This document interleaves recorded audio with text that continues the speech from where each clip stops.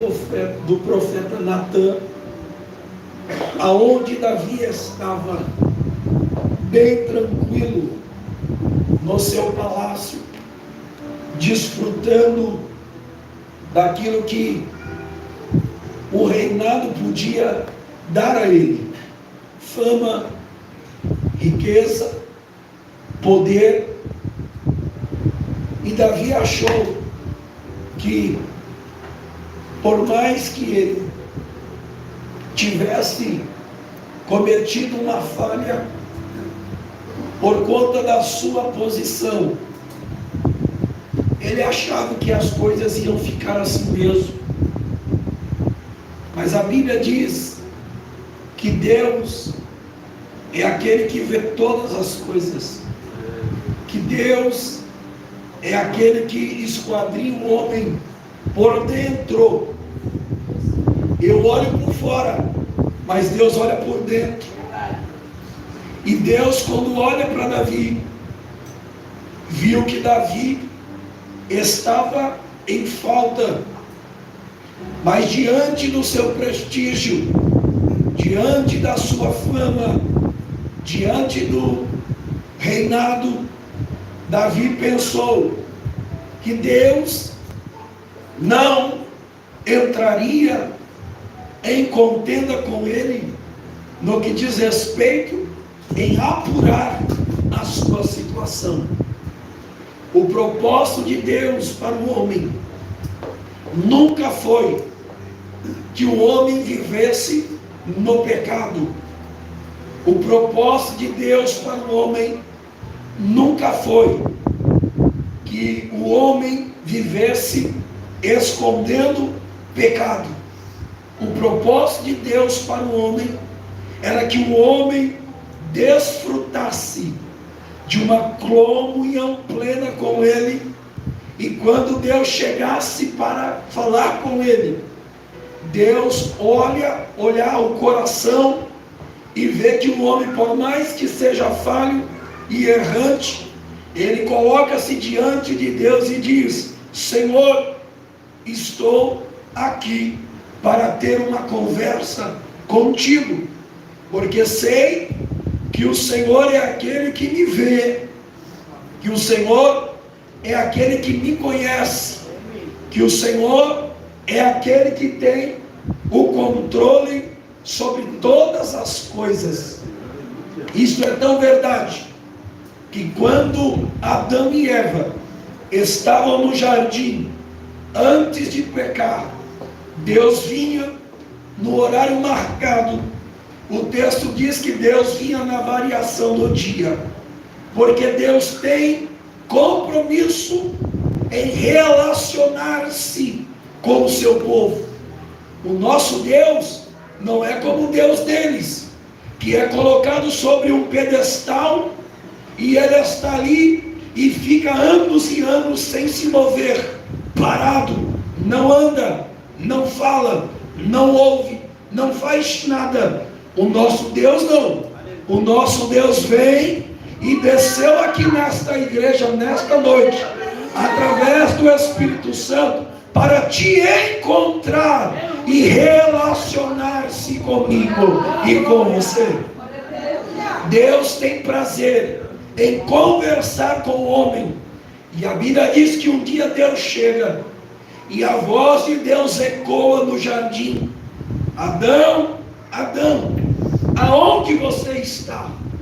Adão, como conhecia a voz de Deus, por mesmo que eu peque, eu sei quando é Deus que fala. Ô glória!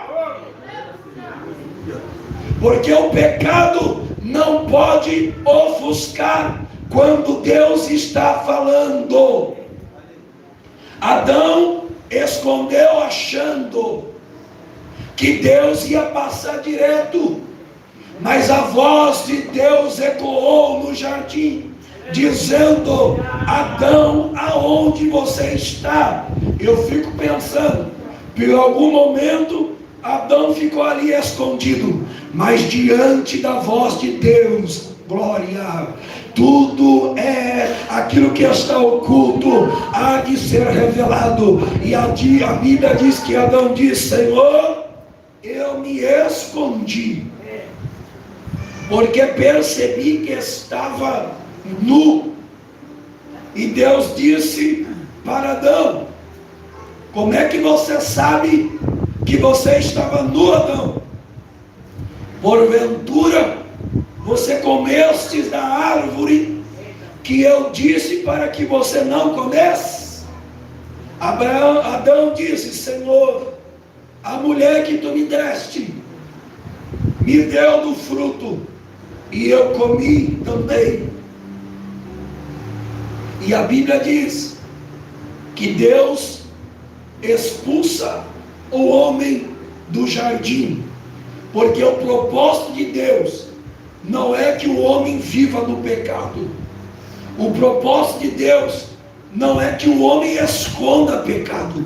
O propósito de Deus é que eu e você chegamos na presença de Deus, mesmo com falhas, mesmo com erros, mas através do sacrifício de Cristo na cruz do Calvário, eu chego de peito aberto e falo: Senhor, eu pequei, eu errei, mas eu estou aqui na tua presença, na tua casa de oração, pelos méritos de Cristo na cruz, para conversar com o Senhor.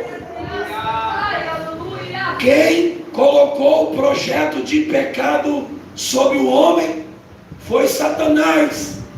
Satanás foi o mentor do pecado, porque a Bíblia diz que Jesus fala em Lucas que Jesus viu o diabo caindo do céu, porque nele estava a mentira. Ele era o pai da mentira, e o pecado brotou do coração de Satanás, do querubim que era ungido, e a partir disto o pecado ele é manifesto ao homem, mas a intenção e a origem veio por meio de Satanás. Quem quer que o homem viva no pecado é Satanás. Quem quer que o homem esconda pecado é Satanás. Quem quer que o homem viva escravizado do pecado é Satanás. Quem quer que o homem viva como se fosse cavalo de Satanás é o próprio Satanás. Mas Deus nos trouxe aqui nesta noite para dizer que Ele levou sobre si no madeiro, Jesus Cristo, os nossos pecados, e por intermédio de Cristo, Deus quer que nós chegamos na sua presença. Sabe por que Deus não quer que o homem viva no pecado? Porque o pecado traz consequências. E Davi aqui estava todo tranquilo. Daqui a pouco chega o profeta na porta. Ó, rei, tem um homem aí, o profeta Natã, quer ter uma palavra com o Senhor. Natã entra na presença de Davi, e Natã começa a contar uma parábola para Davi. Olha, Davi, eu vou falar de dois homens. Um que tinha muitas ovelhas, tinha posses, tinha riquezas, tinha de tudo do bom e do melhor. Esse homem recebeu uma visita, e quando ele recebeu uma visita na sua casa, ele quis preparar uma ovelha para servir. Mas esse homem, em vez de pegar a que estava no seu pasto, ele tinha um conservo seu, que só tinha uma ovelhinha. Então ele foi lá, deixou aqueles que ele tinha em abundância, e pegou a única que aquele homem tinha, matou e serviu. Aí Davi diz: esse homem aí tem que morrer, um camarada desse. Esse homem aí não presta. Como é que pode um homem que tem posses e riquezas e poderia oferecer um grande banquete, mas ele vai pegar um do coitado, mata a ovelha do coitado e serve? Esse homem tem que morrer. Aí Natã diz: pois é, só que esse homem é você. Quando Davi recebe esta notícia, o pecado sendo revelado por Deus, através da profecia ou do profeta, a Bíblia diz que Davi se lança aos pés do Senhor. Foi aonde ele escreveu o Salmo de número 51, que nós acabamos de ler. Mas, pastor, a Bíblia diz que Davi era um homem segundo o coração de Deus. Verdade. Senhor, pastor, a Bíblia diz que Davi foi o melhor rei de Israel. Verdade. Senhor, a Bíblia diz que da descendência de Davi sairia o próprio Messias. Verdade.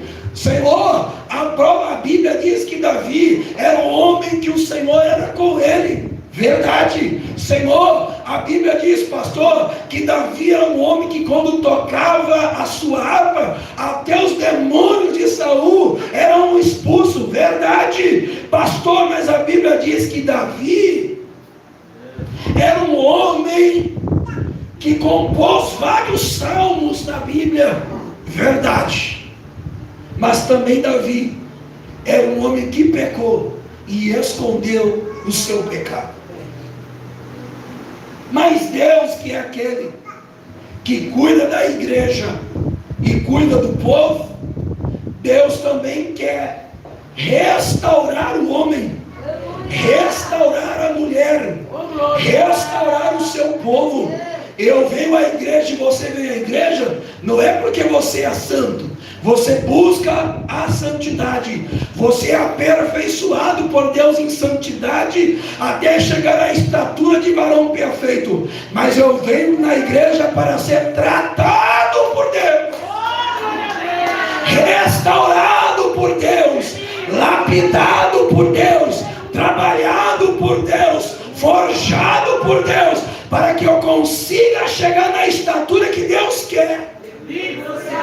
Eu não venho na igreja porque sou pastor, eu não venho na igreja porque sou líder, eu não venho na igreja porque frequento a Assembleia de Deus. Eu venho à igreja porque o Espírito testifica com você na tua casa: vai para o templo, porque você precisa ser restaurado. Jeremias capítulo 18. Oh, glória a Deus. Deus disse para o profeta: desce na casa do oleiro, e lá eu vou fazer você ouvir as minhas palavras. Aí lá vai o profeta Jeremias, está moldando o vaso, percebeu que o oleiro estava moldando o vaso, aí o vaso se quebrou.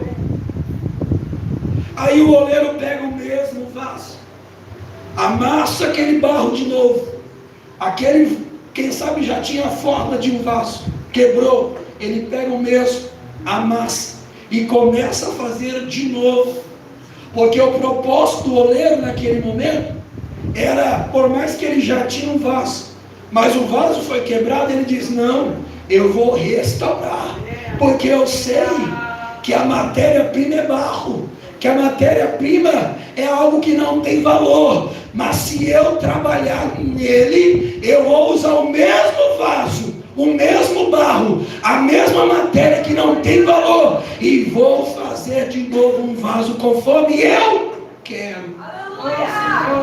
Aí Deus disse para Jeremias: assim é a nação de Israel nas minhas mãos. Irmão, eu e você, por mais que nós tenhamos as nossas qualidades, por mais que nós estudamos para isso, por mais que nós buscamos, quem sabe, um conforto, por mais que nós buscamos nossos interesses pessoais, e isso não é pecado, desde quando eu não perco o propósito ou o foco. Tudo é de Deus, tudo é para a glória de Deus, mas Deus olha para nós e vê que nós somos como o barro na mão do oleiro. O mesmo homem que está de pé, dizendo que vai com Deus até o final, é aquele que na luta recua, é aquele que na prova abandona, é aquele que diz: se todo te negar, eu vou até o final com o Senhor. Chegou no julgamento de Jesus, deixou Jesus de lado. Estou falando de si não, Pedro,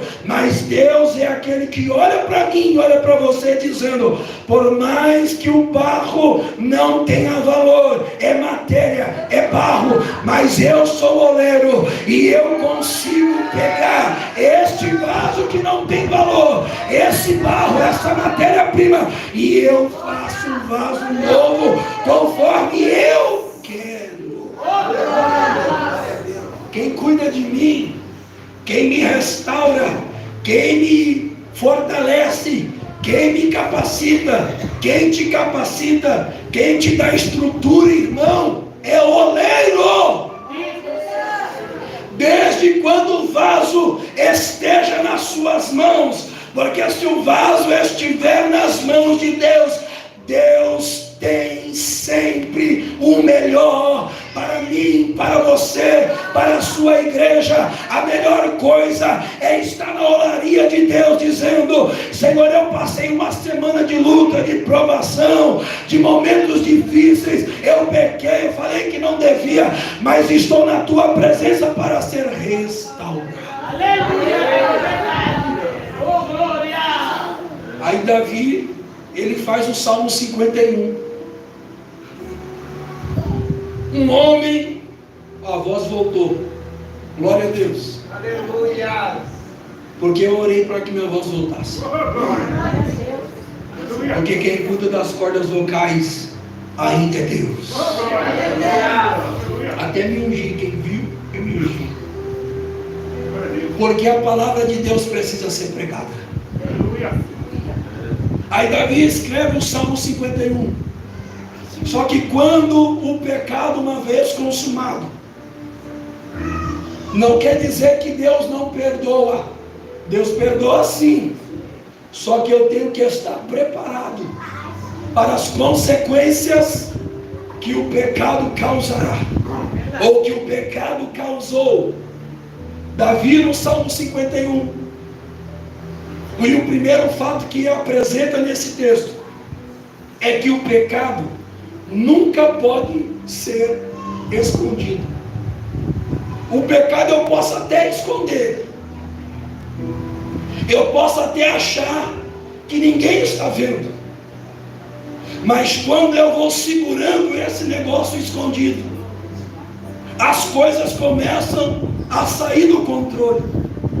Davi achava que ninguém ia saber, mas Betseba já sabia.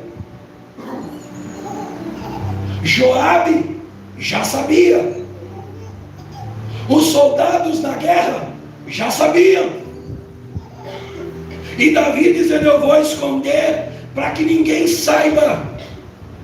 Números capítulo 33 e versículo 23 fala, porém sentireis o vosso pecado quando vos achar.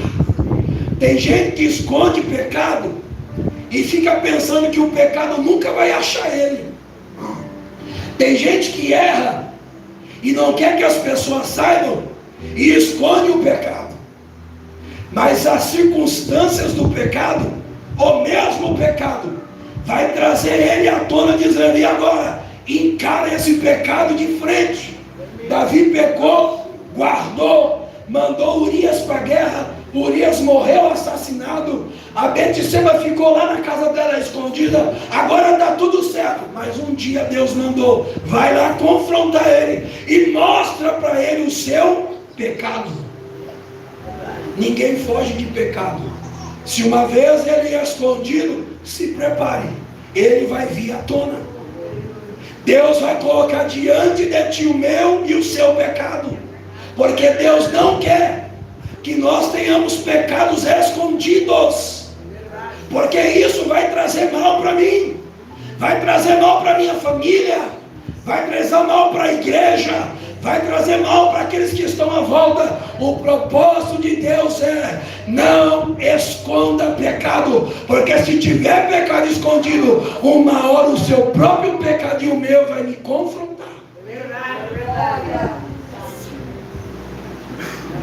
O texto diz que como um cão de caça, assim é o pecado que nos segue. O pecado não pode ser escondido. Eu sei. Deus também sabe. O Espírito Santo sabe. Jesus sabe. Eu escondo das pessoas, mas eu estou sabendo. E Deus também está sabendo. O Espírito Santo está sabendo. Encobrir pecado só vai criar mais problemas. Por mais que a pessoa esteja na igreja, servo de Deus, Deus não tem prazer naquele que peca e esconde, porque Deus quer que você se livre desse pecado, desse peso do pecado. Sabe para quê? Para que você desfrute a abundância que vem de Deus. Jesus em João 10:10 diz: porque o ladrão, ele não veio senão para matar, roubar, destruir, mas eu vim para que tenham vida, e vida em abundância. O propósito de Deus para a igreja e para mim é que eu e você vivamos em abundância, desfrutando a plenitude de Deus, desfrutando a prosperidade de Deus, desfrutando aquilo que Deus tem para o seu povo e para a sua igreja. Aí Davi chega ali em Natã. E o segundo fato que esse texto mostra para nós é que o pecado nunca é sem vítimas. Vai ter gente que vai sofrer por causa do pecado. Quando a gente olha para o texto, você acha que Betseba foi afetada? Sim ou não? Sim. Imagina a mulher estar tomando banho e o rei está no palácio. Olha para a mulher e pergunta: quem é aquela mulher que toma banho? Alguém diz: é Betseba, esposa de Urias o Heteu. Davi chega e traz ela para mim. E quando Betseba vem para ele, ele praticamente invade a privacidade de Betseba, porque o rei não poderia receber um não. E Davi usa do seu prestígio e da sua fama e altera, confronta a privacidade de Betseba. Betseba volta para sua casa, mas ela já não volta a mesma mulher. Sabe por quê? Porque ela lembrou que ela tinha um marido. Imagine uma pessoa que é afrontada na sua intimidade. Como é que fica a cabeça dessa pessoa? Se sente uma pessoa que foi abusada no sentido pleno da palavra. O pecado trouxe sequelas para Betseba. O pecado nunca é sem vítima. Aí o marido está na guerra, fazendo o serviço dele. E Davi diz: olha, manda trazer Urias na minha presença. Aí lá vem Urias, homem valente, homem de guerra, homem que estava na confiança de Davi, estava lutando pelo próprio Davi. Aí Davi chega para Urias e fala: Urias, faz o seguinte, eu te chamei para cá, porque eu quero que você tenha um descanso. Querendo esconder o pecado, quero que você tenha um descanso. Eu quero que você desça na sua casa, dorme com a sua mulher, desfruta o seu casamento, a sua lua de mel, fique lá com ela, curta ali esses dias. Aí Urias fala: como é que pode eu ir para minha casa, comer, beber, dormir quentinho ao lado da minha esposa e lembrar que os meus irmãos estão lá na peleja? Davi disse: vai, que eu estou te dando uma ordem, vai. No outro dia, Davi está lá, e quando ele olha, Urias estava no pátio. Manda chamar Urias de novo: Urias, sobe aqui. E lá vai Urias. Aí Davi enche ele de cachaça. A Bíblia diz que embebedou Urias, encheu, deu bebida forte para Urias. Olha a condição do homem de Deus que deu vazão ao pecado. E o pior, quis esconder. Enche Davi, Urias, de bebida forte, embriaga Urias e fala: agora desce, e vai dormir nos braços da tua esposa. Passa-se a outra noite, quando ele olha, lá está Urias no pátio, dizendo: eu não vou, eu não tenho como ir para os braços da minha esposa, lembrando que o exército de Deus vivo está na batalha. Então Davi manda chamar Joiada, diz: olha, eu vou mandar chamar um mensageiro. E Davi faz uma carta: ó, o negócio é o seguinte, estou mandando Urias de novo para a guerra, e o negócio é o seguinte, coloque ele na trincheira, lá na primeira fila, e coloca ele para guerrear. Escreve a carta, manda para o mensageiro. Ó, já envolveu o mensageiro também. Aí o mensageiro leva a carta. Quando chega para o general Joabe, ele apresenta a carta. Joabe olha, lê a carta, e já envolve Joabe também na confusão. E Joabe faz de acordo com a vontade de Davi. Pega Urias, coloca ele na frente da batalha. Aí quando os filisteus estavam vindo, Davi escreve na carta: quando eles virem contra Urias, vocês vão dando um passo para trás, deixa ele morrer sozinho.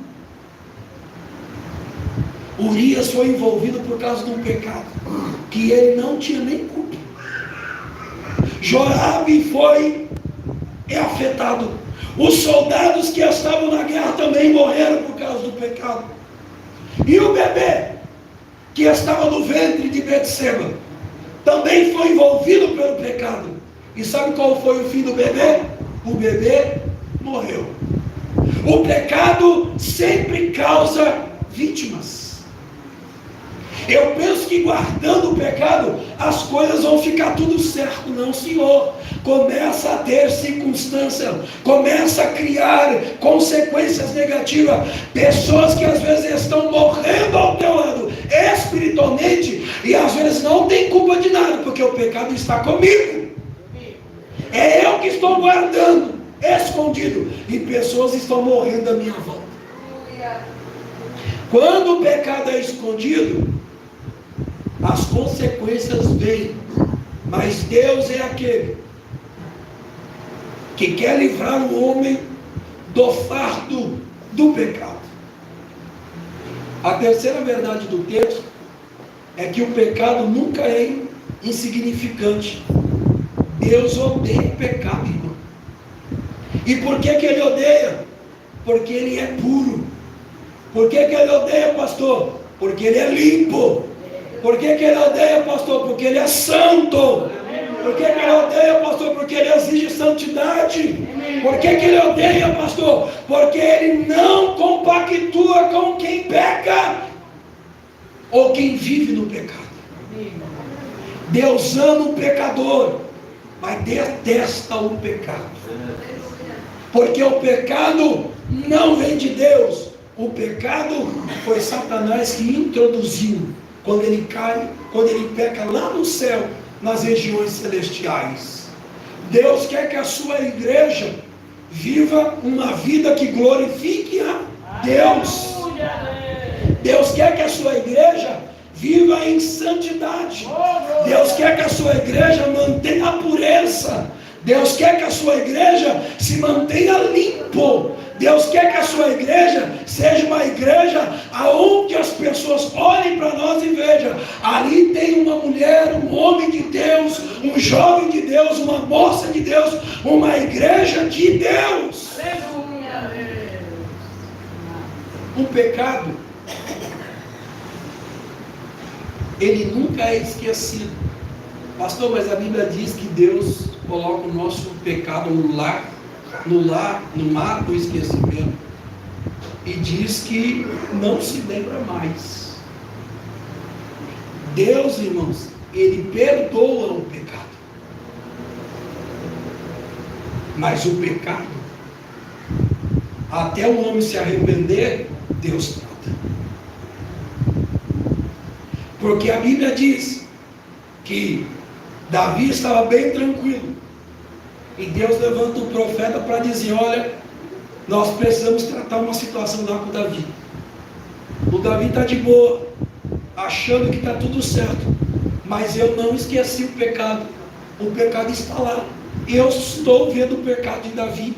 E preciso que você vá lá, confronte ele, porque esse pecado ele precisa ser confessado. Esse pecado não pode ficar esquecido, porque o pecado de Davi está fedendo as minhas narinas. Porque uma coisa que fede diante de Deus é pecado. Deus não suporta pecado. E a Bíblia diz que o pecado de Sodoma e Gomorra, estou falando da Bíblia, a Bíblia diz que o pecado de Sodoma e Gomorra chegou aos olhos de Deus como carniça. E Deus diz: eu vou matar, eu vou consumir Sodoma e Gomorra. Eu vou mandar fogo do céu, porque o pecado deles chegaram até mim e está cheirando podre nas minhas narinas, e eu vou destruir. Aí Abraão diz: Senhor, peraí, porque Abraão era amigo de Deus, deixa eu fazer uma oração. Se porventura tiver 50 justos lá, o Senhor não poupa a cidade de Sodoma e Gomorra? Deus disse: se tiver, eu vou poupar. E Abraão foi orar. Não tinha 50 justos. Abraão faz uma segunda oração: Senhor, peraí, eu joguei muito alto, vamos baixar para 40. Se eu orar e tiver 40 justos lá, o Senhor poupa a cidade de Sodoma e Gomorra? Deus disse: tá bom. Se tiver 40, eu poupo. Daqui a pouco Abraão vai orar de novo: Senhor, chutei alto, vou fazer outra oração agora. Se tiver 30, o Senhor poupa a cidade? Deus diz: se tiver 30, eu não destruo a cidade. Lá vai Abraão orar. Daqui a pouco chega Abraão: Senhor, chutei de novo errado, errei. Se tiver 20, o Senhor poupa? Poupo. Lá vai Abraão, ora de novo: Senhor, errei de novo. Se tiverem 10, o Senhor poupa. E Deus diz: se tiverem 10, eu poupo a cidade. Não tinha 10 pessoas na cidade de Sodoma e Gomorra para Deus poupar a cidade da destruição. Quando Abraão faz essa oração e não tinha 10, Deus disse para Abraão: vá até a casa de Ló, o seu sobrinho, e manda ele sair de lá. Ele pegar a sua família, sair de Sodoma e Gomorra. E outra coisa, diz para eles não olharem para trás. Vai ter barulho, vai ter fogo, vai ter cheiro de enxofre, vai levantar fumaça. Não olhe para trás. Abraão comunica com Ló. Lá sai Ló, as suas filhas, e sai a sua mulher. Mas no meio do caminho, quando ele sai, a Bíblia diz que Deus começa a bombardear Sodoma e Gomorra com as saraivas que vinham do céu. E a mulher de Ló, lá em Lucas capítulo 17, versículo 32, ela olha para trás. E quando ela olha para trás, ela é convertida em uma estátua de sal. Porque Deus está dizendo com isso, pastor, Deus está dizendo que Ele não aceita pecado. E também não aceita aquele que não ouve a sua palavra de orientação. O pecado de Deus, o pecado de Davi, nunca esteve guardado como Davi pensou. Pelo contrário, Deus olhava todos os dias o pecado de Davi e manda o profeta dizendo: se ele confessar o seu pecado, eu entro com o perdão. E Davi vai continuar sendo o homem segundo o meu coração. A Bíblia diz que Davi reconhece o seu pecado. Escreve o Salmo 51. Deus perdoa Davi, mas Deus disse para Davi: olha, por causa do teu pecado, a sua família, a sua casa vai ser uma treva, uma luta terrível. Davi foi um bom rei, mas não foi um bom pai. Davi foi um homem segundo o coração de Deus, mas não soube cuidar da sua família. Por conta do pecado de Davi, você vai ler na história, os filhos de Davi, todos eles, a não ser Salomão, que recebeu a sabedoria de Deus e desviou no meio do caminho.